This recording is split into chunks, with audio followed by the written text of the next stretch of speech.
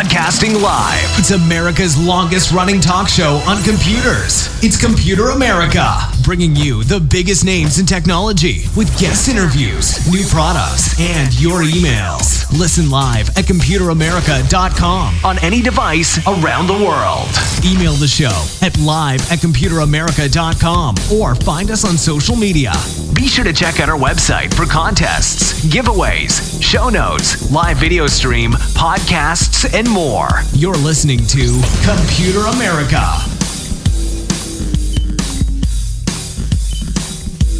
Hello and welcome everyone into the Computer America Show. We are the nation's longest running, nationally syndicated radio talk show on computers and technology turned podcast. Everyone, I hope that you're doing well and you are ready for today's program. So today on the show, we of course have Nathan Evans, popzara.com. We're going to be talking about current events, new games, new apps, some updates to things like Windows 11. But overall, it's going to be a lot of fun, and I can't think of a better way to usher out the week than with Nathan Evans himself.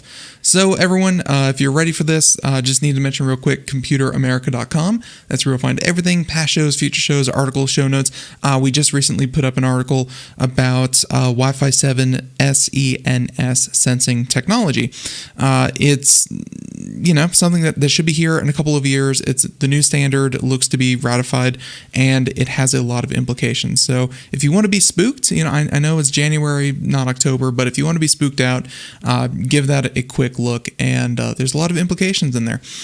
Now, with that being said, links to social media, join us live, twitch.tv/Computer America. If you'd like to ask questions of myself or Nathan, get involved in the conversation as well. And yeah, I think with all that being said, let's go ahead and jump right into this. So as I said before, he helps us with so much, and of course he's managing editor at popzara.com, and there they have a nice mix of everything from video games, books, art, movies, anything entertainment-wise, and of course technology-wise. They're the perfect combination. So Nathan, welcome back onto the program. How you doing? Ben. So I got a new innovation for you today. I'm gonna innovate being a guest. You ready? Ready. I will be the first choose your own adventure guest you've ever had. So I will let you choose the next pathway forward. So I'm never stopping, man. So do you want, related to technology, do you want a controversial news story, or do you want a non-controversial news story? Well, seeing as how we are embracing our new podcast-centric lifestyle, I believe I can say this safely. Fuck yeah, get controversial. Okay, now I want to preface this by saying that this news story doesn't have any bearing on how I feel about the situation. I just like to talk about it.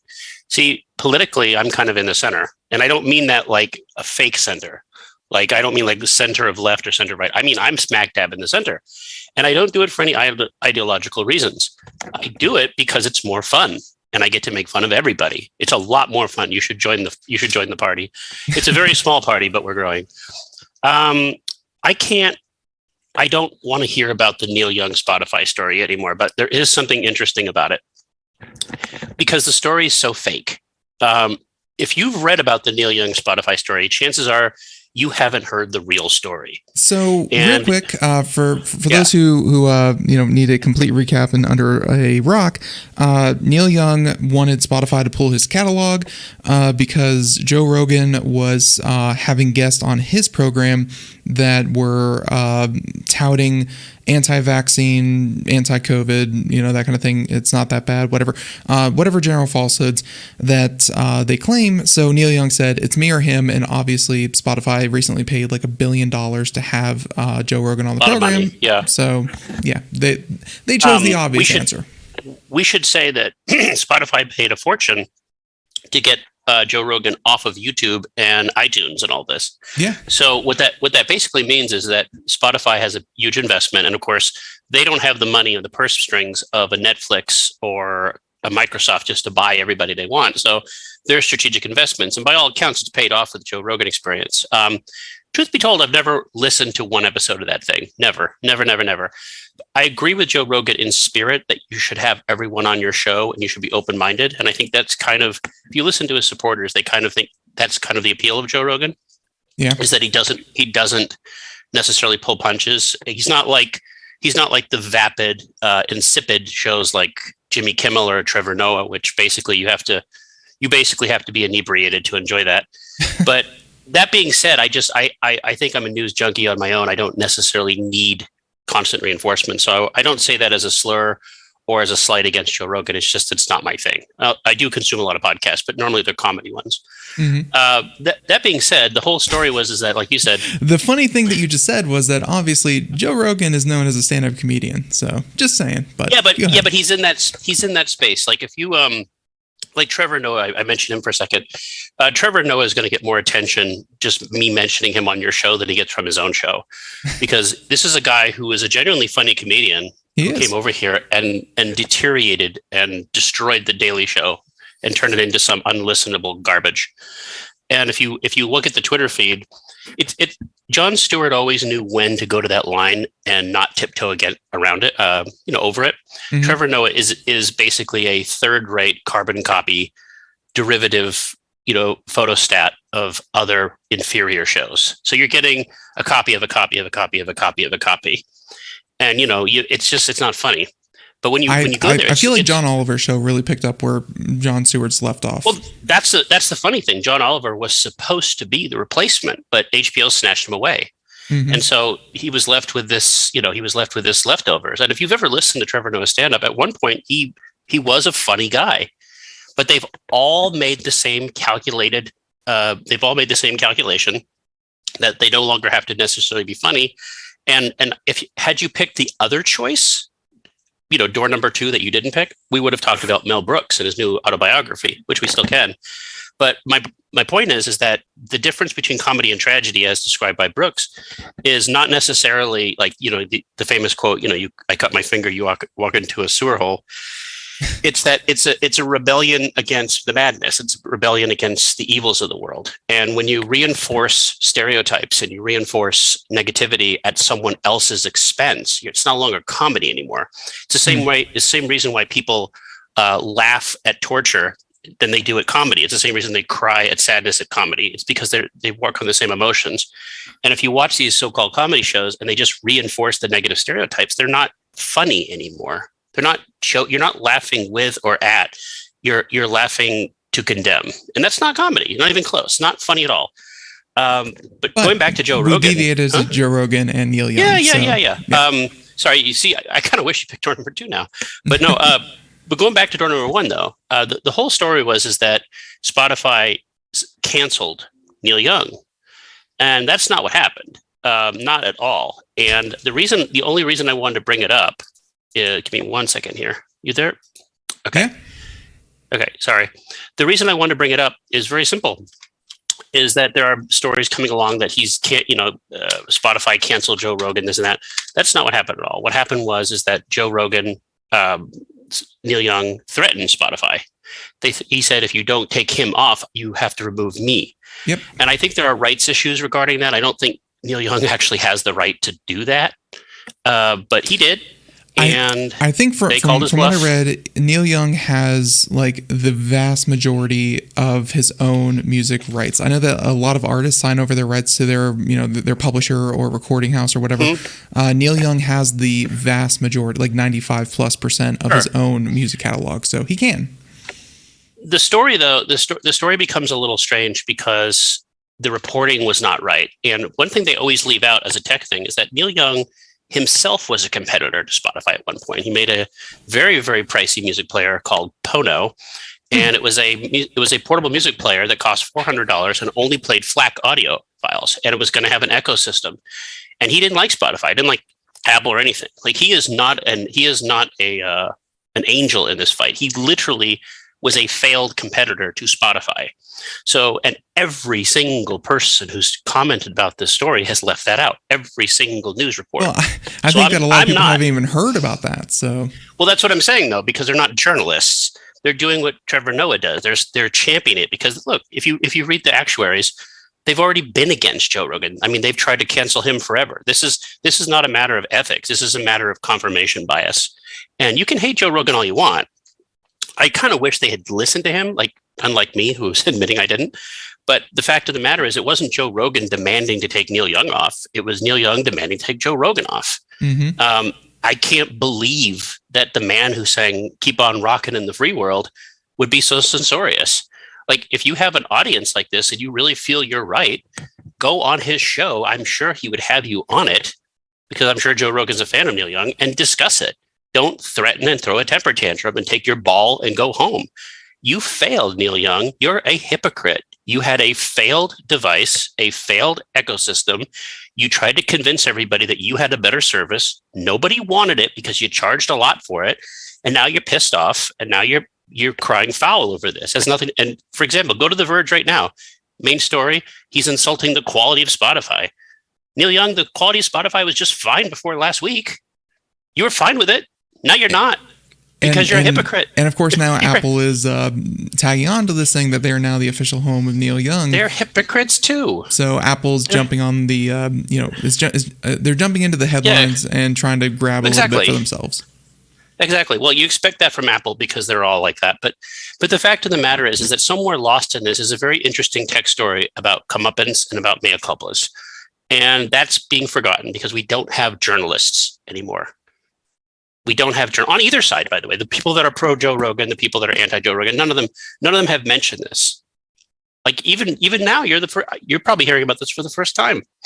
But the fact of the matter is, because it was failed. Mm-hmm. And again, I'm not taking necessarily a side in this. I'm always on the side of open expression. I'm always on the side that doesn't censor. And I find it unbelievable that there are people in the music industry that they've done such a turnaround in the 60s that we're now censoring stuff. The same people that would talk about censoring Michael Jackson in the 80s are now applauding people that are applauding an artist like Neil Young, who, by the way, let's be clear, Ben, 99% of these people applauding Neil Young never heard of this guy. They probably think he's Neil Diamond. Like, where's Daydream Believer? I can't find Daydream Believer. Exactly. Wrong Neil. So you got the bad Neil, you got the angry Neil, you got the Neil who pops up when you're looking for Pearl Jam. Who's this Neil Young joker? He keeps popping up for Pearl Jam. No, You don't like Neil Young. Nobody knows any Neil Young songs. Nobody cares. But the problem is that it's Joe Rogan who didn't demand anything about Neil Young. He has nothing to do with Neil Young. I wish Neil Young had contacted Joe Rogan and said, "Hey, let me be on your show. I disagree with you." I'm pretty sure he'd say, "Sure, come on in." But no, he's too much of a hypocrite, and anybody cheering on this doesn't understand what's happening. The bigger issue is what he was taking issue with, which is, of course, the COVID and that whole thing, and how many people claim that's pushing a conspiracy that it's just a cold or whatever the hell Joe Rogan has. Does it matter though? But that Joe Rogan's a podcast. Neil Young's a musician, and the problem is that once you start having artists dictating what the content can be, you're basically saying I don't believe that your listener should listen to that. But you should know this better than anyone. No one is just an artist. No one's just a podcast person. Everyone's an influencer. Everyone has some level of influence, and everyone's going to push that. Well, again, I want to bring it up, and I got to say, like, the people that are championing Neil Young right now don't give a crap about Neil Young. They don't know who Neil Young is. They're not going to listen to Neil Young's music. And if like, you might see, I expect you to see like a fake headline about Neil Young #1 on iTunes. Well, but honestly, I could have a #1 single on iTunes. But the fact of the matter is that it's being used for propaganda purposes. It has nothing to do about vaccines. It has nothing to do about this. Has nothing to do about anything. They've been after Joe Rogan for a very long time, and this is just the latest salvo in this never-ending quest to silence people they don't agree with, and under the guise of health. But again, I want to be clear. And I'm not supporting Joe Rogan on this, but Joe Rogan has people who disagree with him on his show. Like, he's not a platform that promotes a single viewpoint like all the other shows. I'm kind of for you. All the other shows. Much to a lesser extent. Well, it's not for me, though. I want to be clear. It's not for me. I'm not taking a side on this. I would say that just having anyone on the show, like, whenever we ran the show here, there were some companies that, we just couldn't really talk to because of they're just so diametrically opposed, and it's not about open viewpoint. It's like, one guest came on, they had a smartwatch, and it was, just an off-brand average Chinese smartwatch, but then they put, quartz and copper and other little gems into the wristband to help purge the negative energy and, realign your mental well-being. That kind of crap. And, accidentally, they kind of got through our filters. They came on the show, and I had to stop that after like 5 minutes. And I was like, your product is not based in reality. Well, we can't continue this interview. Like, just because they're opposing doesn't mean that they deserve airtime, But here's the thing, though. Nobody deserves airtime. Like, as you run a show, you have a limited amount of airtime. You can't put everybody on. So as a journalist, though, you have to make a decision what's best for the interest of your show, what's best for the interest of your audience. But the moment you start acting as arbiter of that, without being open-minded about it, let me give you an example. Mm-hmm. You have these quackpots on, the ones with quartz crystals and circling the constellations of alpha numeric, whatever bullshit that they want to sell. Okay, you can say, well, you're too crazy for my show, or you can have them on and let them kill themselves. Like, let them kill their own product, I should say. Like, if it's complete bullshit, it becomes evident in the questions. And that is a lot more powerful. I hate to say it, and I hate to reveal a little journalistic trick here, okay? Forgive me for saying this, but that's actually what you should be doing as a journalist. If you're really against something, then you air it out. You don't repress it, because repressing something always makes something stronger. Like, kinetic energy, potential energy is always stronger than kinetic. You know this, right? It's like a pressure cooker.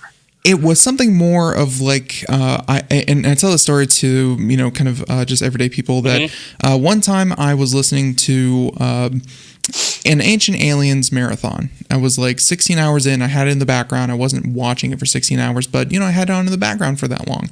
Eventually, I had a splitting headache. Like, I wanted to crack my head open and release the pressure.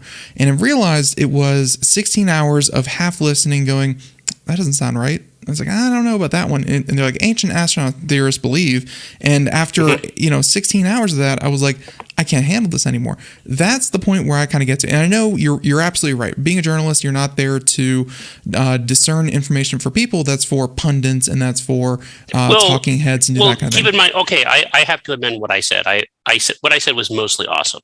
But I'm not awesome all the time. I have flaws too. No, I'm just kidding. I have no flaws. No, but the fact of the matter is, you have, at some point you do have to be the grown up and step in and say enough's enough. I get that. I totally understand that. I've done that too. You don't really see it on the Pop Zara website because we do a lot of that editorial behind the scenes. But like, for example, we had Professor Michael Behe, who's the head of intelligent design, which you call creationism. He's basically the counterpoint to someone like Richard Dawkins. Do I agree with Michael Behe on his views about creationism? No, not really. But we can still have a conversation, right? Yeah. And if Richard Dawkins wanted to come on, I'd happy to have a conversation with Richard Dawkins. Like, you have to be able to navigate waters, but the problem is you're a tech show. And so you have to do all this under the auspices of technology. And once again, and I hate to beat a dead horse, and I know your audience is probably tuning out for this, and I'm so sorry. No, but the fact of the matter is that technology has become sort of an arbiter of itself, because the mechanisms of listening to podcasts and YouTubes and streaming and all this have gone through increasingly tight filters, and those filters are getting smaller and smaller. Again, Much Joe more Rogan's podcasts, yeah, I would say censored, because what you do is, instead of having open-minded people in charge, you literally have people who don't know what they're doing. You have people in charge of YouTube and Apple and Spotify to some extent, and Facebook and Twitter that like to censor. And it turns out, oh my goodness, they like to censor the same things all the time, because they deal in groupthink, because they don't think in terms of objectivity, because their training is not in journalism. Their training is in SEO and marketing. Speaking so YouTube will decide. Controversial, and I don't know how closely you follow one particular Reddit drama. I don't know if you. I just consider Reddit and drama synonymous, because that's another website that was destroyed because of the way they censor things. Getting destroyed. It is a slow burn car fire. It is a slow burn car fire. And again, any fool could have predicted what was going to happen once they started taking these stupid stands. And here's how I view it. Before you get into Reddit, I'm just going to finish what I'm saying right now. Oh, go for it. If I don't like something, I do two things. One, I double check to see why I don't like it. I don't dismiss things out of hand. I do some research. And if I really decide I don't like it, I don't bother with it because life's too short to seek out aggravation. Now you could say that's confirmation bias. I would say it's confirmation double checking. And so what I mean is like, I'm not going to sit here and be so outraged by something. I'm going to say, well, you can't listen to it. No, go listen to it all you want. Because I'm a big believer in truth. And I know the philosophers will say truth is subjective and objective and disjective and all that stuff. But no. Truth is truth. 1 + 1 is 2. And so at the end of the day, if you're telling me if I do X, it will make me Y, and I disagree with you, then I'm not going to really care what you think. But if enough of you say X will make me Y, then you start forbidding me from watching YouTube videos or listening to music or going to the library or doing something. Then I get a little antsy and I'll get a little defensive. And then I'll make an argument. And my argument will win. Effect. Well, here's the thing, though. It's true. But here's the thing, though. My argument will win because it's supposed to win. It's what Gandhi said. To paraphrase Gandhi, he said, throughout history, there have always been tyrants and monsters. And at the time, they seem invincible. But in the end, they always fall. Because that's what happens with falsehoods. You can only keep the ruse up so long. So it doesn't really bother me. We go through tough times. And to be honest with you, Ben, going through tough times makes better stories.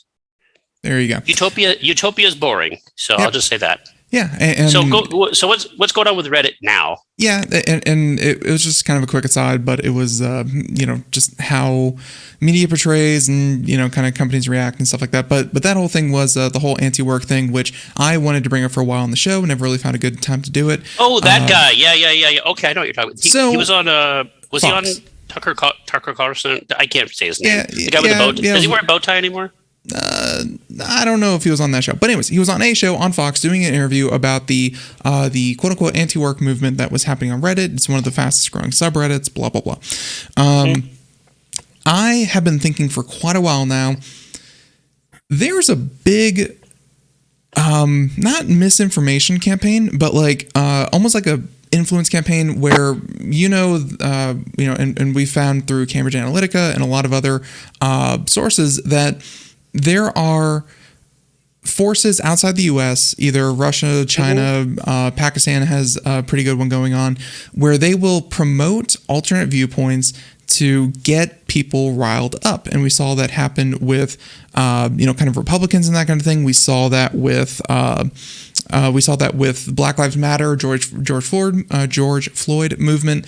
We saw that with so much that outside actors who are looking to kind of affect American culture will mass bot, mass upvote, mass everything to 1 second. Craig's calling and he's called for like the 18th time, and I really have to see what it is. 1 second. I'll keep talking. So, misinformation. What is it? Well, it just basically means whatever you're looking at may not be the opinions of the person that you're reading. Robots, bots, salivants, debutantes, all that stuff. That what they like to do is they like to mass thing. In the old days, they called it DDoS, directed denial of service.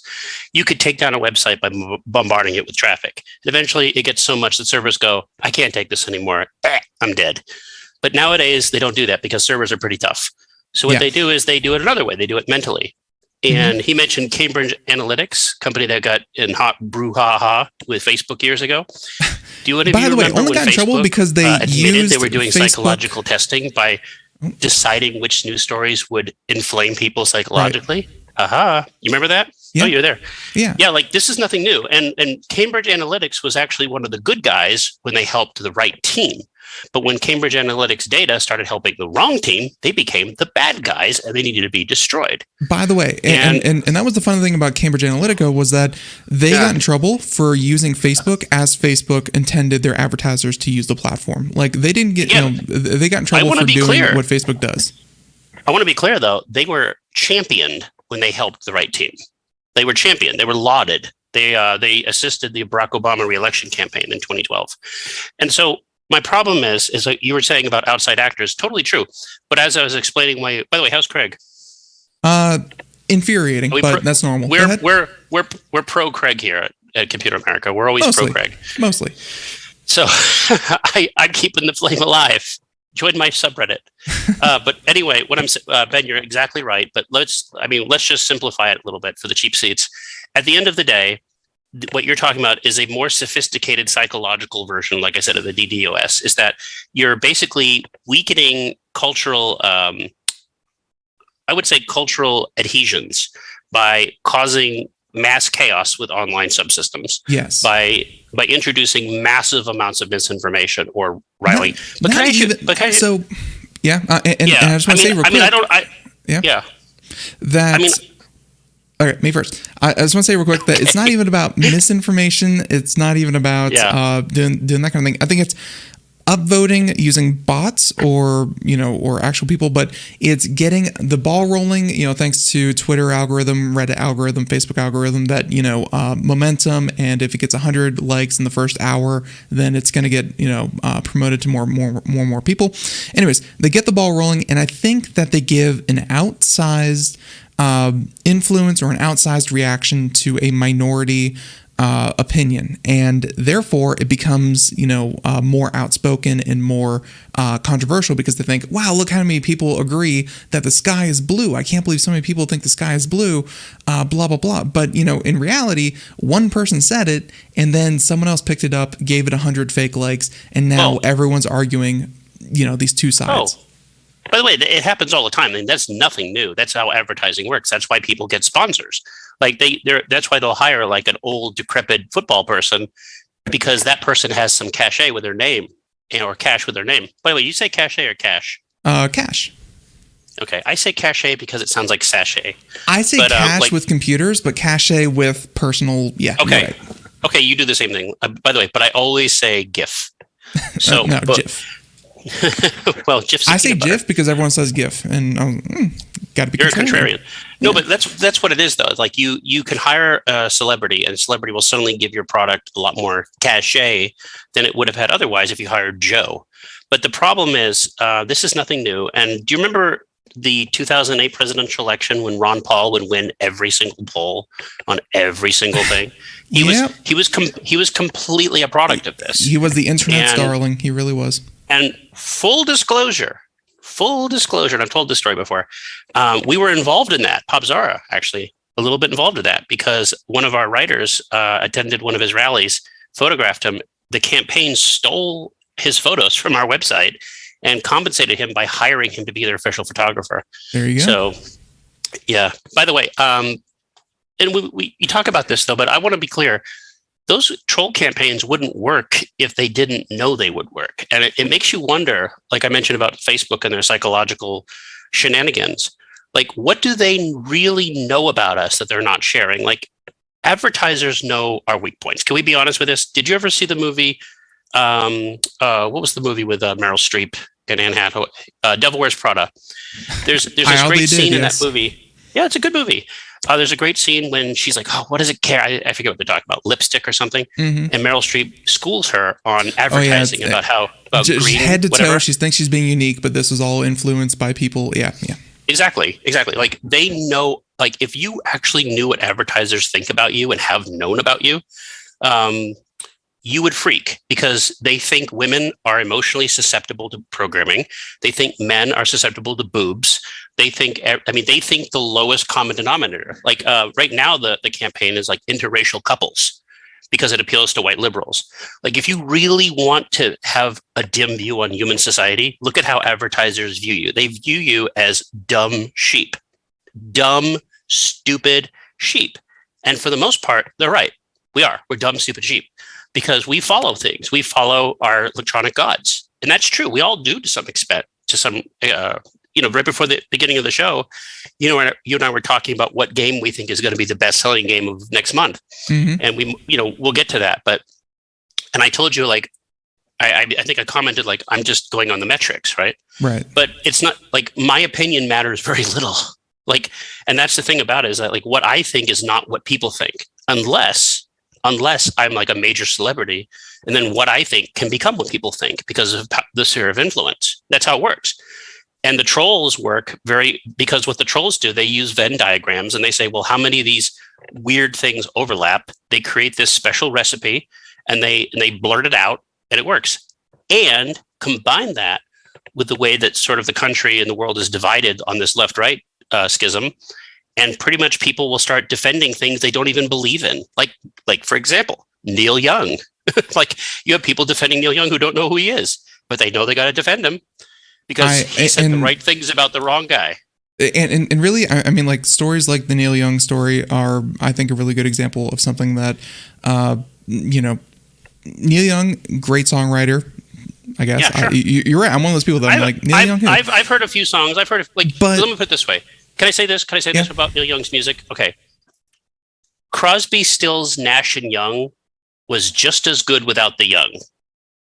I'll just say that. There you go. He's not essential. He's not an essential. He's not Bob Dylan. But let's just say that, and we're going to wrap this up here, but between misinformation, this whole Neil Young thing, and, everything I was trying to say as well, there are influence campaigns from, I'm mainly focused on what's coming in from outside the country and, influences like that. Obviously, you were speaking to, kind of political rifts and political divides, and really advertisers and companies and corporations that are looking to stoke all this. All of it's happening, and all of it is, happening right in front of your eyes, because if you step back and think about it, I mean, I got to be honest with you, Nathan. I think people honestly don't give a shit. Like people really don't care in their own personal life, but man, does this dominate headlines day after day. So I think a lot of people just need to step back and say, does this really matter? And I think you'll feel a lot more relaxed over these headlines. Well, it doesn't.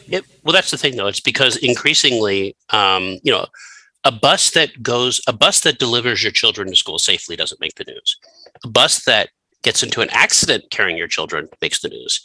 It's just the way news is nurtured, right? It's the way it goes.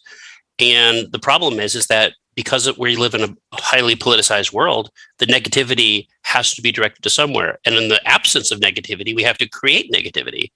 And my final thought on the whole thing is that I mentioned I wasn't defending Joe Rogan, and I'm not defending Joe Rogan. But as someone who arbitrates and does edit his own website and podcast and does work with a myriad of different editors who have cascading opinions about everything, if you were to sample the political opinions of Bob Zara, you get the whole rainbow. Like it's all over the place. And so, but the problem is that the moment someone tells me I can't have such and such on my podcast because it's offensive, that's the problem, because you don't get to say, and they'll say, oh, okay, we're going to cut off your advertisers. Good luck. I don't have any. And then you say, okay, we're going to cut off your hosting service. We're going to cut off your PayPal. We're going to cut you off YouTube. We're going to cut you off this. This is where you and I disagree a little bit. And I'll just bring this up before we go on, is that you say it's a private business, but there should be some protections against what's happening with this sort of nonsense. And it's not because I did something wrong, because I don't think I did anything wrong. I don't think necessarily Joe Rogan did anything wrong. It's the fact is the definition of wrong keeps changing for political reasons. And increasingly, and in the case of Neil Young, and this is where I'm going to wrap it up, is that he's a dishonest broker. He's being dishonest. And you think he has more skin in this game than he's kind of showing? It's not just... Well, absolutely. Like I said, you go to The Verge right now and look at the front story. Look at the main page on The Verge right this second. It's Neil Young blasting how crappy the sound quality is and all this stuff. Well, he was perfectly content with it. Last week, it's perfectly fine. Yeah, 3 days ago. And he'll keep doing this. Yeah, and he'll go to Apple Music, which, again, has the same sound quality as Spotify. They don't have any better. In fact, it's probably worse. And so it's like his thing his beef with Spotify has nothing to do with the vaccine thing. I doubt he even listened to Joe Rogan. He's making an assumption, and he made his ploy. And Spotify called his bluff. And that's the story. There you go. And my only hope is that when people talk about this, they would mention the failed music player. They would mention that there's some bad blood there, because that makes the story make sense. Because if you don't say it, Ben, the story makes no sense. It does add a bit of context. I think it adds a lot of context, actually, because, maybe he was looking for a reason to, kind of split ways with Spotify to begin with. Although I don't think, is he still offering it, or is it completely shut down? No, it's failed. It's failed. But what I'm saying, it doesn't matter. I don't think he's going to come out with a new player, right? I'm not saying that. Even Kanye couldn't make. But there's no love lost there. Success. Oh, well, there's lossless, lost. There you go. Yeah, I get it. Okay, I'm done. I don't want to talk Okay. about Neil Young or Joe Rogan anymore. Yep. Yuck. All right, so there you go. We're gonna go ahead and leave that there, and yeah, I feel like if we don't get on like a central theme here, Nathan, we are going to talk for like 2-3 hours, which I would love, but also I want to make sure that we don't. Then we'd be the Joe Rogan podcast, 3 hours. I think we need to focus this down a little bit, and then we can touch, we can touch on at the end what we want to touch on. But I think that for the rest of the show, mainly we're going to talk about gaming. And by gaming, I'm talking a number of the stories you have here, including Valve Steam Deck. We can talk about Sega. We can talk about our conversation before the show, that kind of thing. Let's focus on gaming, and then we'll touch up on everything else towards the end. So. By the way, can I say this? Yeah. Can I say this? I tried really hard to find non-gaming news. There was not a lot today. I apologize because you know me, I'm always trying to get away from that sector, but there just wasn't a lot. That's perfectly fine. That's perfectly fine. And you know what? Hey, we can relax and talk about a little bit about gaming. And honestly, I do want to talk about Sega because Sega is one of those names that is I still feel like is a household name, especially for anyone over the age of 25, 30. But yeah, what happened to Sega? Because I think after Sonic the Hedgehog. I haven't talked to Herman about this, our good buddy Herman Exum, but he's going to be sad when he hears this because he was always adamant that Sega was one of the last big arcade people in Japan. Well, sad to announce that Sega is this actually the repercussions of this story are actually greater.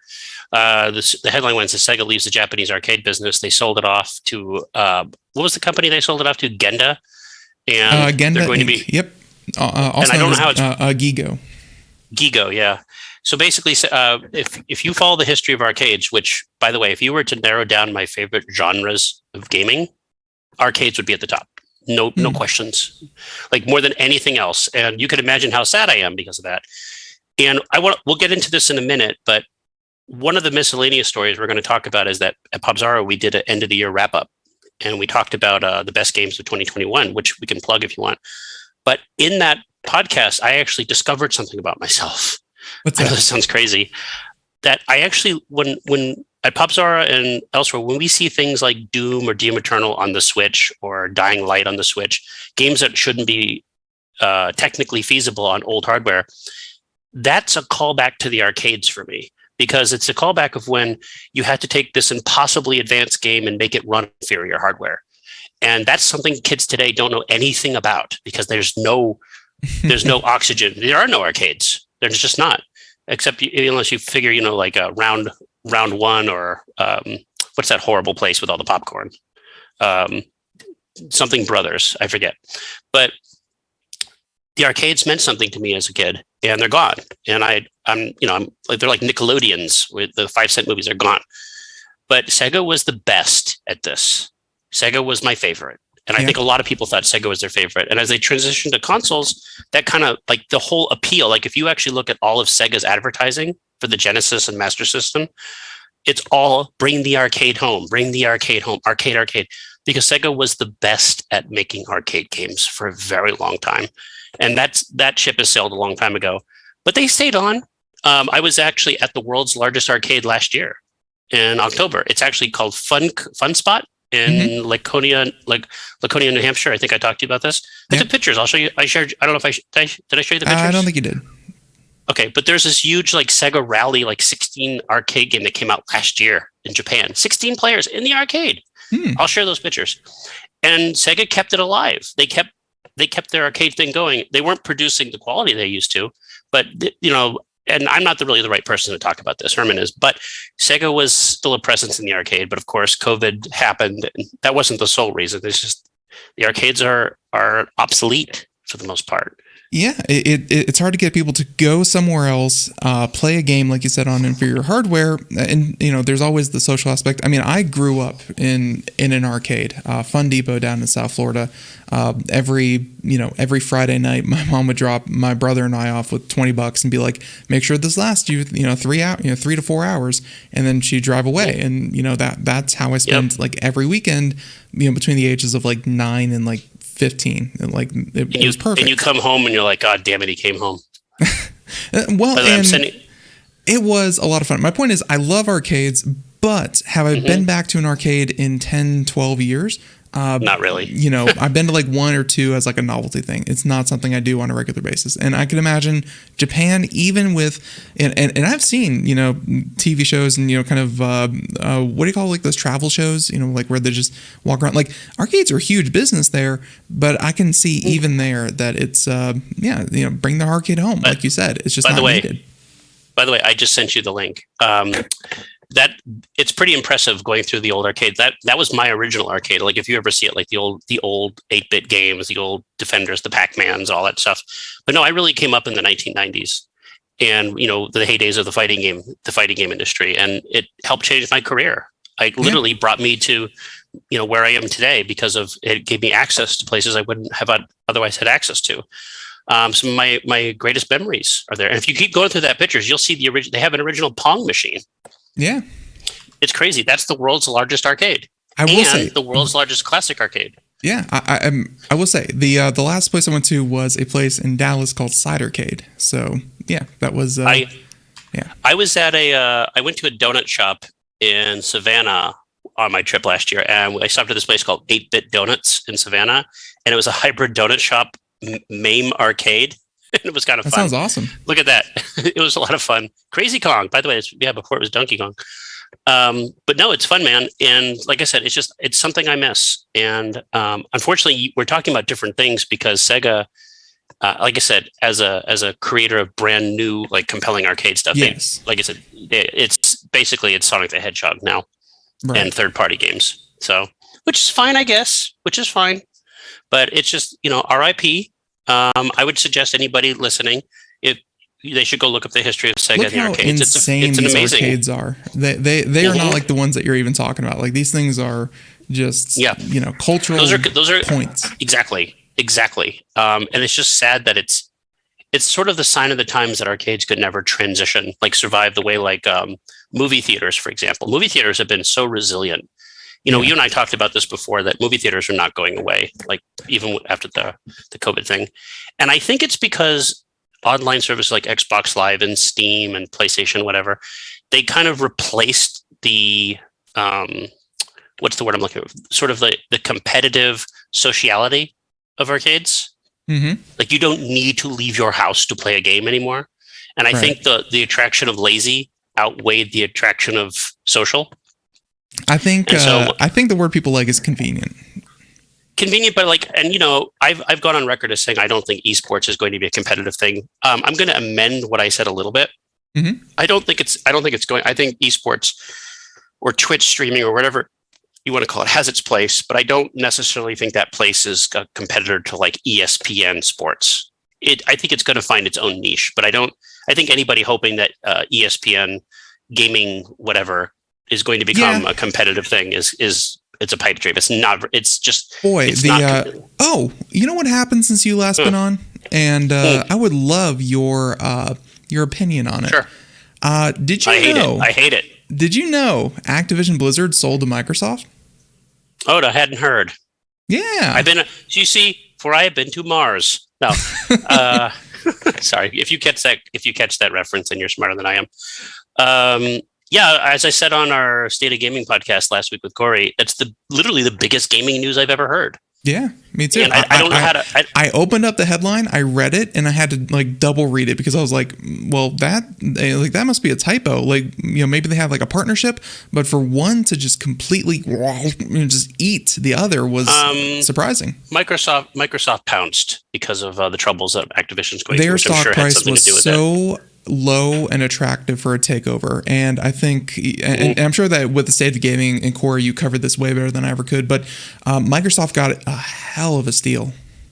Well, we'll see what happens though, because Microsoft has already had to come out and say the proprietary software like Call of Duty and stuff is still going to be multi-platform, and I think again, I read a lot of gaming news when I can help it, and when I can't help it, and they all said, oh, it's going to be proprietary on Xbox, just like this. No, but not always. Like, what was that Bethesda game that came out last year? The first-person shooting with the two black co-stars. What was it called? Not Bullet Time. A lot of people thought it was their game of the year. It's skipping my mind.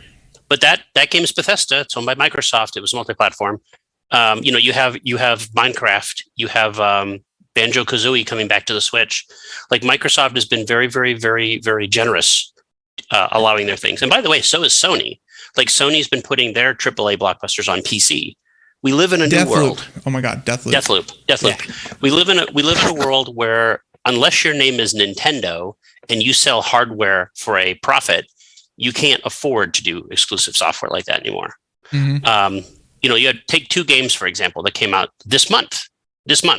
You had God of War, which was formerly on PlayStation 4. It's now on PC. And you had Monster Hunter Rise, which again was exclusive to Switch. It's now on PC. But you're not going to see Breath of the Wild come to the PC. Well, not legally. Of course not. It's just not the way it works. But you will see Call of Duty. In fact, I don't know if you really want to get into it, but basically, I stand by what I said to you 2 years ago, last year, 6 months. I say Microsoft is transforming their Xbox into a Xbox platform, not a console. And at CES, we talked about how you have LG TVs with Stadia and GeForce Now baked into the system. While I don't think Microsoft's service is as smooth, it's substantially more robust. And I think what happens is one day it's going to be good enough, and you're going to turn on your Samsung TV, and you're going to have Xbox right there, and you're going to subscribe, and it's going to give you access to thousands of games, including Call of Duty, Halo, Age of Empires, whatever. And it's all going to be there for an insanely low price. And it's essentially going to be the backwards Netflix of video games. And that's what Microsoft is building. They're not building, newsflash for Computer America listeners, they don't make any money off the consoles. Yeah. They sell those things at a loss. It takes 7 years to even break even. They need the software. And the more platforms your stuff is on, the more software you sell, if it's compelling software. Mm-hmm. And by the way, that was the downfall of Sega, by the way. That's actually what actually got them out of the entire business, is that the Dreamcast? It was from 1992 to 1996. Sega couldn't handle the hardware anymore. They created the Sega Genesis, the Sega CD, the 32X, the Neptune, which I don't think ever came out, the CDX, the Master System 2, the Genesis 3, all this stuff. The Saturn was a failure. Then the Dreamcast came out. There's too much. That's exactly what caused the video game industry itself to collapse in 1983. Whereas you had the stability by nature, the PlayStation looks stable. And Nintendo, because they had software, they look stable. And that's kind of how the industry's clicked up. Right now, the best-selling hardware is the Switch and the PlayStation 5. Right. It's been this constant for 25 years because they haven't changed the game. It's one platform has all the games, and the other one has Mario and Zelda. And that's pretty much how it's been. And that's worked out pretty well. Whether it continues, I don't see any reason why it wouldn't continue for another cycle. But Microsoft said, we can't compete with this. We cannot do this. So we will buy our way backwards front, and we will collect all the IP we can, and we will put our software on as many systems as we can. Yeah. And I find it's going to be very interesting. I don't know how it portends for the gaming industry. But I'll say this. My final comment? What was happening with Activision Blizzard was hurting a lot of innocent developers who had nothing to do with that scandal. And you can hate Activision all you want, but 99% of the people who work there are nice people, and they had nothing to do with these scandals. And they have stock options at Activision Blizzard, and you were ruining their finances by your insane little crusade. And so what Microsoft did is basically give them a lifeline and get the bad people out, promote good people, and carry on. I will say, as a fan of Activision Blizzard, and reading the forums and other places that I could see kind of the general reaction from it, and where I think a lot of gaming people are like, well, I don't know what this is going to be. This is obviously this makes Xbox a bit more competitive with Sony, and so on and so forth, blah blah blah. But from the inside, I got to say, people who are fans of WoW and fans of Overwatch and fans of Diablo especially, they're all sitting there going, good, maybe Microsoft will clean house, get the bad people out, and they're all hoping to increase budgets for all their titles, and get Blizzard into gear, because Blizzard has not been Blizzard for some time. And I'm not saying that's the truth or not. You actually enlightened me a little bit to this, where so many people blame Activision for Blizzard's problems. Regardless of, and I think it was you that's, actually I'm like 99% sure it was you, people shouldn't blame Activision. Activision is a company full of people who are all intelligent and have brains. Blizzard is their own problem. It's not Activision or management. I mean, if it was known that the problems inside Blizzard were known to Activision and they brushed it off, then sure, they're partly responsible for enabling it. But at the end of the day... Well, I'm not talking about the sexual harassment thing. I'm talking about people who are like saying it's Activision's fault that Blizzard can't get games out, that they make bad games, that they provide bad service, that whole thing. People blame Activision and they give Blizzard a pass. I'm not talking about sexual harassment or any of that. I'm talking about just... I see what you're saying. I see what you're saying. But at the end of the day, they are different companies that are run under the same banner. They both have their own ecosystems. They have their own management. They have this, but generally speaking, Activision. Blizzard will still publish their own games outside of Activision. Yeah, they're still on the PC, but they are the same company. I forget their parent company. There's one big thing. Activision, Blizzard, I'll say this: we're the three companies. Can I just say this though? I don't know if we talked about this before, but this is my final thought. People forget that Activision was the first third-party developer ever. No, on anything software. Yeah, they're before there were PC software, there was Activision, and they were formed by a bunch of rogue Atari employees who were not getting credit on games they made, and so they left. They all left en masse, and they created Activision, and they basically changed the industry. Like that's before Adobe, that's before Microsoft, that's before anybody. Activision's older than all of them, and they set a precedent, and I think that's interesting because a lot of what you guys want in gaming, Activision did first of all. Like people had to go ahead and program Easter eggs to get their initials in a game. Like I forget the guy. There's a great book out by what's his name? The guy who made the game. What was that game? Yar's Revenge. Yeah. Came out. I forget the guy's name. I'm so sorry, but he talks about the nature of Atari and everything, and how Activision was setting itself up. Howard Scott. And I think Howard Scott Warshaw. I think he had a book that came out called Game Master or something. I forget the name of it. But what I mean is that these are people. Like you could say Activision, whatever, but these are still people who are in a creative business. And I think what we've done in the gaming industry, and in some respect, I think the movie industry is following suit, is that we forget that when we say things like IP and we expect sequels, like we want to separate the IP from the creator so much. We forget that there is no thing without creators. And that's why you look at video games today, they all look so derivative because they literally are cookie cutter products for the most part. Pump it out. Like you said, Blizzard can't get games out. I think Call of Duty, for example, is not run by the same developer every year. It's different. Like they have Treyarch and one other Sledgehammer and is it Infinity Ward? No, it's Infinity Ward and Treyarch. Treyarch, and Sledgehammer, and they alternate. And so when you see a Call of Duty game every year, that game took 3 years to make. But you don't notice it because there was one last year by a different developer. Yeah. They've perfected the formula. Whereas Nintendo, when's the last Zelda game? Really, 2017? Do you want a new Zelda game every year? If you did, it would start to look like Call of Duty or Fortnite because it's art. Like, do you want art or do you want commerce? And I think Activision has actually kind of perfected the median between the two. People say, oh, Call of Duty, but every damn year it's the best-selling game. Every year.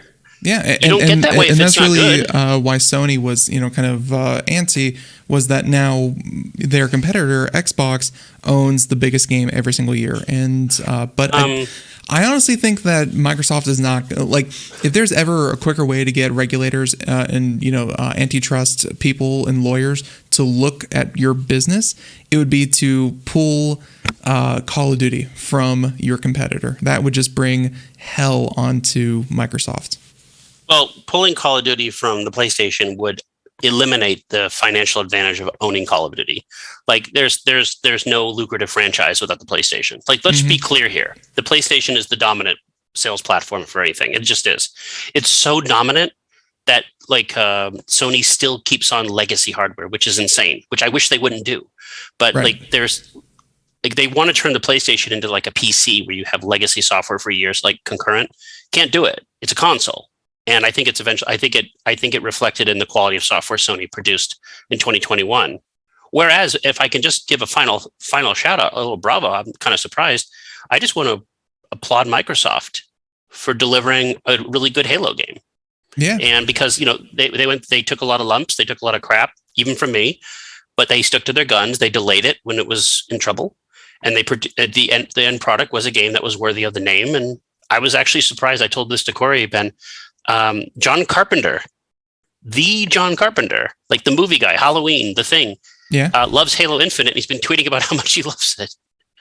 Like, I think about that. I've been playing Halo Infinite more than any other Halo game in almost a decade. Yeah.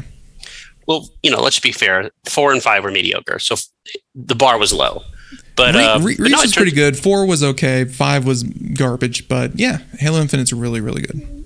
Yeah, it's good because it goes back to the basics. It's not. It does. I don't think it innovates in any way, shape, or form. But even as an open world game, it's kind of mediocre.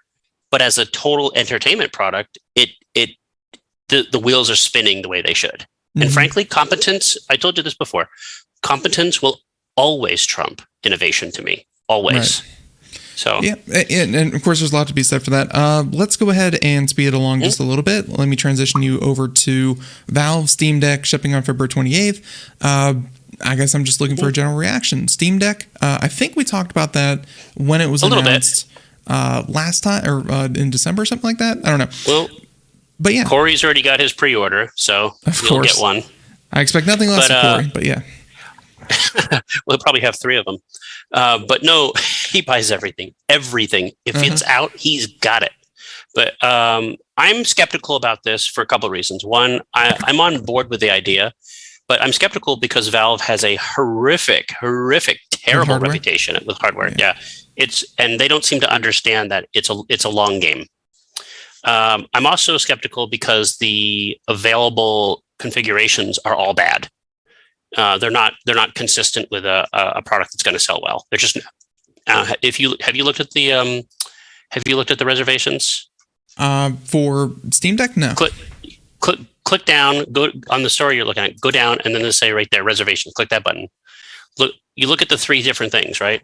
The cheapest one, the $399 one. Nobody should touch that with a 10-foot pole. No.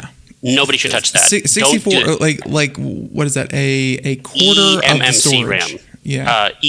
I'm sorry. It's got the slowest memory you can think of.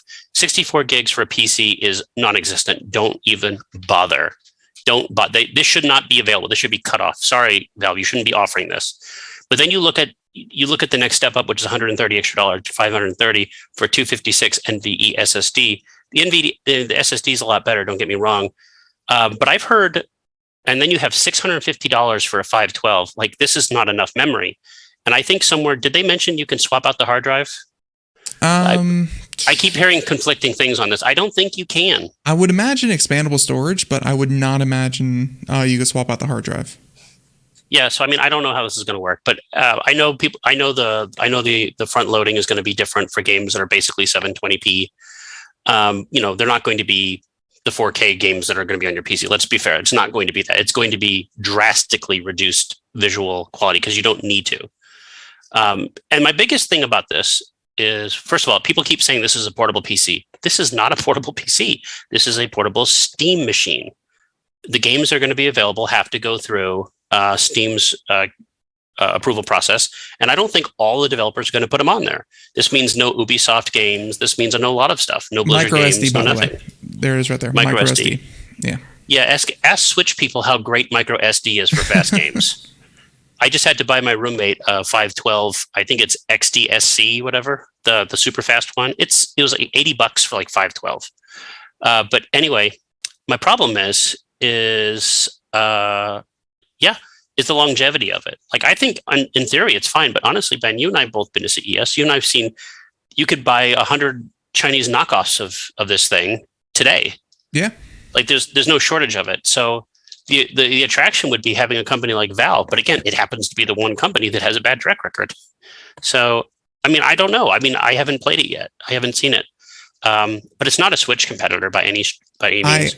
But if we had to look at the two companies, and I get that a company wants to diversify, they want to, they don't want to just keep iterating on what they already have. They want to kind of spread out a little bit. But of the two companies, I feel like Microsoft going less hardware dependent and more platform dependent. And you have Valve, which is, at least in this little side project, I'm not saying that they're devoting all of their resources like Microsoft is to this movement, but to go from platform dependent and go into hardware seems like a bad move. But it is, at least it's different kind of hardware. At least it's not just Steam Box 2.0, you know? Well, I'll just say this, and I agree with you. A couple things though, about the Steam Deck. The problem is the fundamental outlying problem that that Valve cannot get past, and that is what this does. Same problem as the SteamOS boxes is this takes all the things that people really like about the PC and gets rid of them, and it takes all the stuff that PC people really hate about consoles and keeps them. So the target audience is going to have to accept this mismatch where they're taking each other's worst elements. You're not going to get cutting edge power. You're not going to get customability. You're not going to get the large ecosystem of the PC, but you're also not going to get the benefits of having a lower priced console. So you're getting all the price and none of the power. Now it works for the Switch because the Switch doesn't make any such claims. A lot of people are saying that the Switch and the Steam Deck will not be competitors. Like, and I know that some people, some people will look and go, "Oh, two handheld consoles, that's it." But no, they fill different roles, and I'm sure Steam Deck is sitting there going, "Hopefully, they fill different enough roles that they are not competing with the Switch because they can't." No, it's not the price alone is a non-competitor. But I'll say this: the reason the Steam Deck exists is because of one reason, that the Switch has become the number one console destination for indie games. And you want to talk about switching? What a switch! This is a market that Nintendo poo-pooed on for years. They didn't even bother addressing on previous consoles. And the PlayStation 5 and the Xbox One, Xbox Series X, S, whatever the latest one is, they're not indie machines. It's the Switch. Like Nintendo actually dedicates entire press conferences to indie developed games. Yeah. And there's actually been interoperability between the Switch and Steam games. I don't know if you knew this. Games like The Witcher, you can do cross-platform saves. You could even do crossplay. Like I want to be clear about something. The Switch is the most successful console on the planet right now. It's been this way for a couple of years, and it's done this in the face of the PlayStation 5 and everything.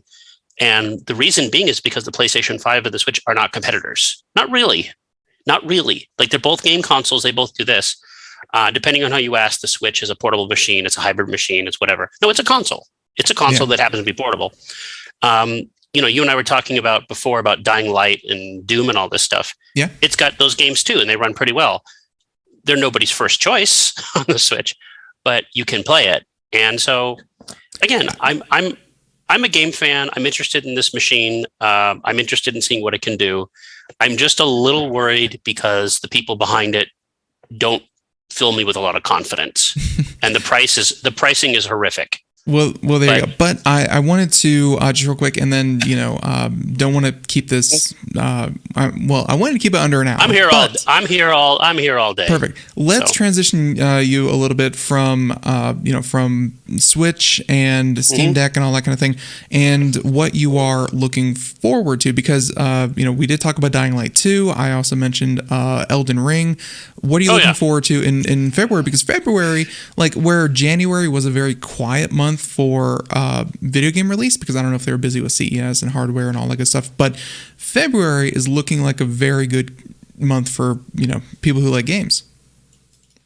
Well, to give you the short answer, you mentioned the two big ones coming out. Again, this is more of a Corey question than me, but I can tell you as an editor what I'm getting bombarded with. The two big games coming out in February are definitely going to be Elden Ring. Is it Elden Ring? Elden Ring, and I don't want to say Elder Scrolls because I'll get hate mail. No. Elden Ring, which for everyone out there who has not seen that is a knockoff of the Dark Souls type games. No, it's not a knockoff. It's from the developer. Sequel. No, well, not a sequel either. It's that's the funny thing. It's kind of like Sekiro, is that it's a new IP from the developers of Dark Souls, and it's written by George R.R. Martin. He's got some input in the story. He can finish a new game, but he can't finish his own franchise. Exactly. Yeah. By the way, Horizon Zero Dawn also is coming out next month. Is that PlayStation 5? Yep. Okay. Sorry, I didn't want to confuse that with the PC version that came out last year. So it's the Horizon Zero, whatever, the sequel. So on PlayStation Horizon 5. Forbidden West is the exact name. Eloy is back, baby. Mm-hmm. She's back on the PlayStation 5. Robotic dinosaurs. I wish I liked the first game more than I did. It was overkill for me. But I'll say this. Those three games are the big three marquee games. I said to you before the show, I'm going to make a prediction because we do this every month. My prediction is that the big game of the month will be Dying Light 2. And I would say that you're right because it's coming out on the 4th and Elden Ring's coming out on the 25th. So, 3 days that's left. a logical reason. Yeah. That's a logical reason. But let me say why, though. Dying Light, the first game by Techland, is a very unusual blockbuster. Is the fact that it was completely upgraded and supported for the last 7 years. It's almost unheard of. You almost never hear.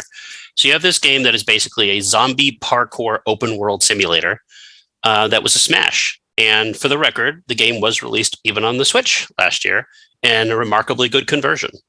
And that's how solid this game's engine has been.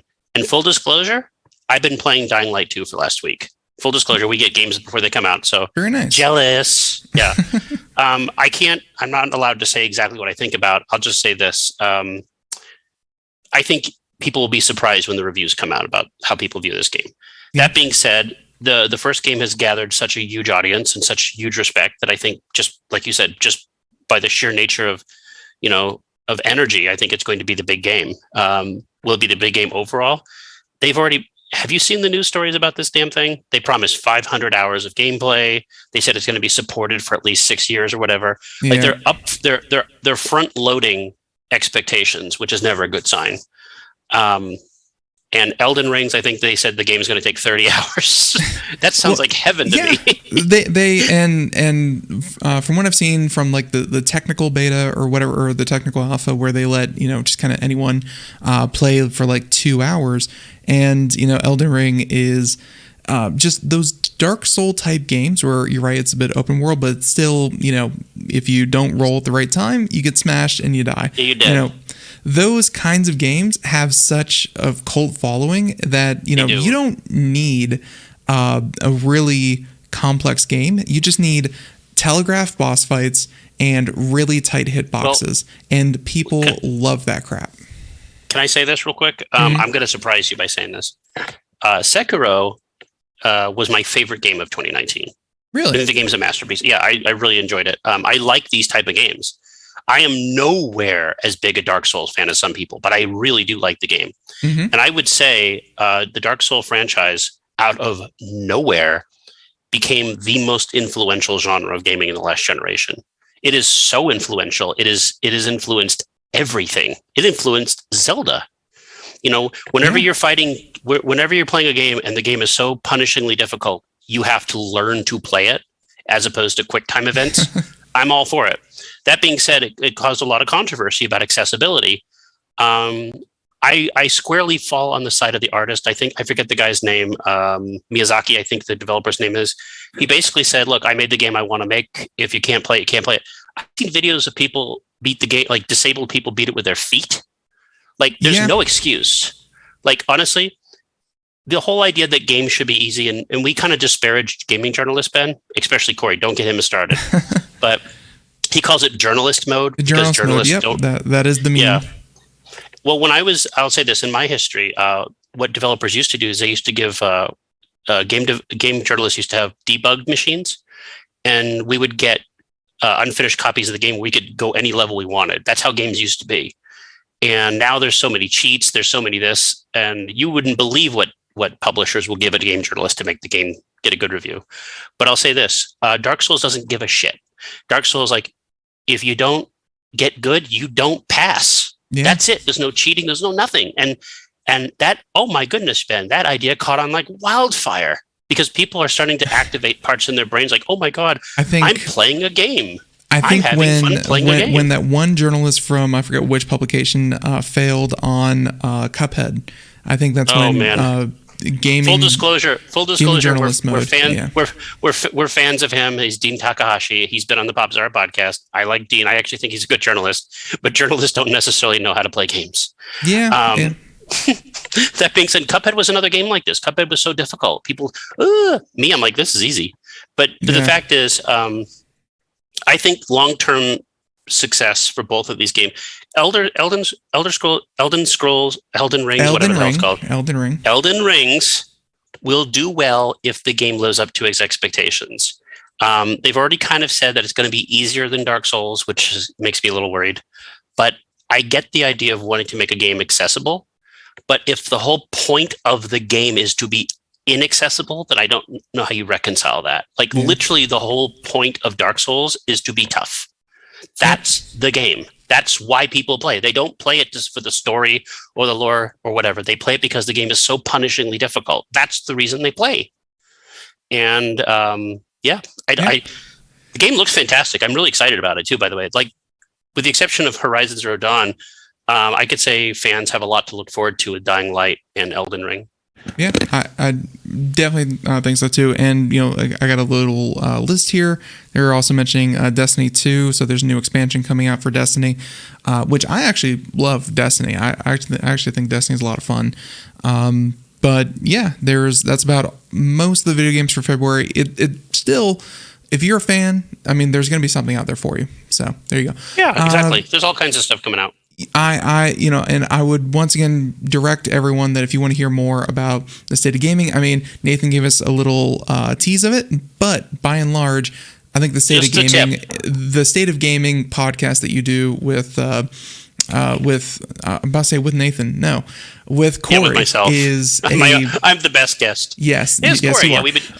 But with Corey is a good place to listen to. So of course you have you also include things about Monster Hunter Rise, Pokemon Legends, all that kind of thing, and of course by the way, real quick. Sorry to interrupt you. That Pokemon game may be a dark horse next month. You think? Depending on because it's an open world Pokemon that's been getting really good reviews. Good reviews, bad graphics. Graphics are subjective. It's like if graphics made a game sell well, then there'd be no indie games. Yeah, I'll just say that. Graphics have become so irrelevant to how people play games. It's not even retro anymore. It's just you play what you like. But that being said, though, that game may be a dark horse. There you go. So I'm just saying.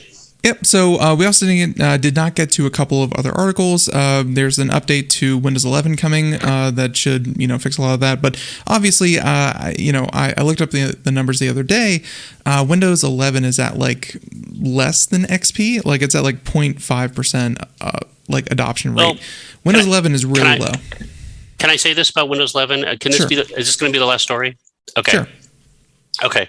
I have Windows 11. I spent yesterday an hour helping a friend update their BIOS because Microsoft really foobarred the rollout of Windows 11. I told you they would, and I was right because they foobarred it. I don't think they did. Go ahead. Oh, the thing about it is that they did this stupid requirement about TPM and all this stuff. And it turns out that a lot of people have motherboards that have TPM on it, but it's been disabled. So Microsoft's little thing, their little upgrade wizard will tell you if your motherboard has it, try to enable it. So the problem is there's a lot of people who've been doing the upgrade wizard being told they can't upgrade, but they can, including my computer, including some of our editors. So then you have to go and update BIOS, then you got to go in the motherboard, you got to enable TPM, you got to do one thing, you got to do all this crap because you're being protected from yourself. I saw a meme the other day, and it's like everyone's an atheist until you have to update your BIOS. Then my BIOS on my machine, my CPU fan was making this churning sound, like churning butter, like vroom, vroom, vroom. Contacted AS Rock, they're going to send me a new fan, everything. Turns out it's my BIOS. Has nothing to do with the hardware. It's BIOS. So make sure your BIOS. So make sure you update your BIOS because you could have Windows 11. But the update coming out has a really interesting feature I just want to touch on real quick. I don't care about the taskbar. I don't care about that crap. It's going to finally add the Android apps, which I'm really excited about. And because Android, I think, is a great little system that's been held back by a bad developer, which is Google. I think, for example, you look at Edge browser on Windows 11, or 10, it's a better browser than Chrome. It's Chrome, but it's a better version of Chrome. I use Edge, and I love it. Yeah, it's not bad. I think Microsoft is putting junk on it. I wish they wouldn't do that, but they're doing it. But it would be interesting because there are a lot of services that people don't even realize you can't get on a PC. You can't get Grubhub or Uber Eats or even Uber or Lyft on a PC. You have to use an app. What this is going to do, this is going to let you do that on your PC. That's a pretty cool development. So you're going to be able to order an Uber ride from your PC.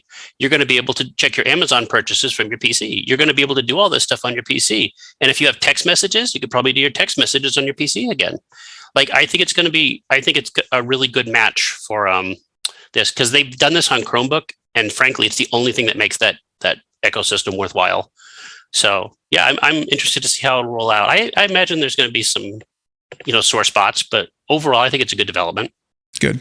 Yep. And by the way, I actually need to amend what I was saying before. Windows 11 actually has 16% of the market share. So credit where credit is due. People are 16% of Windows or 16% of total? Of Windows. But of course, the total is only 90-10 Apple. So, I mean, that's close enough to no. They count Chrome OS as part of the total. No. I guess with Chrome OS that would be a little bit different. And that little sliver of Linux people that just won't quit. Hey, that's 90% of our listeners, so you be careful with them. But with that being said, everyone, popzara.com, we'll have a link in the show notes, and the show notes are going to be fairly long this time because, hey, the conversation went long, but it went fun, and that's more important to me. Now, everyone, I think we're going to go ahead and call that a day. Nathan, last chance, anything that you didn't talk about that you want to mention real quick? Just a couple plugs real quick, and we'll get going. Sure. You mentioned going to the website. I'm very proud of a podcast I did with my co-host Ethan Bram. We talked about a movie that both of us agreed was either the best movie of 2021 or the second best movie of 2021. Eternals, right? It's a Japanese. We disagreed. I'll just say this: we disagreed heavily on Eternals. Yeah. Which I felt was spoiler alert. We're going to be doing a podcast for the best movies of 2021. Spoiler alert: Eternals is my worst movie of 2021. I see.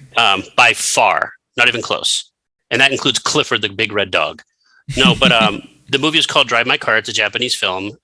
Spoiler alert: we disagreed whether it was the first best or the second best. So there's not a lot of arguments there. That was a lot of fun. Like you said, with you, we had a CES 2022 wrap up with Herman. It was a lot of fun. I know your listeners are probably dead CES, but you know what? It's good to listen. You should listen to it anyway. Yeah, and apart from that, just a lot of fun stuff. And final thoughts is just to reiterate what we talked about at the beginning. Listen to what you like, fight for what you believe in, and don't let someone dumber than you tell you how to think. You'll be fine. I don't agree with that last point because otherwise I wouldn't have any listeners. But everyone, I want to go ahead and say thank you. I listen. I know. You're the exception. But everyone, thank you so much for tuning into the program. We're going to call that a weekend. Nathan, I hope that you have a great weekend as well. And yeah, we'll catch you probably not too far in the future because... Lower those levels. Yeah. There you go. You're welcome. Been taken over by K-pop. Yeah, but no, everyone, Nathan should be back sooner rather than later because February is a short month. We'll have him back on soon. Everyone have a great day. Thank you so much. Bye, everyone. Bye.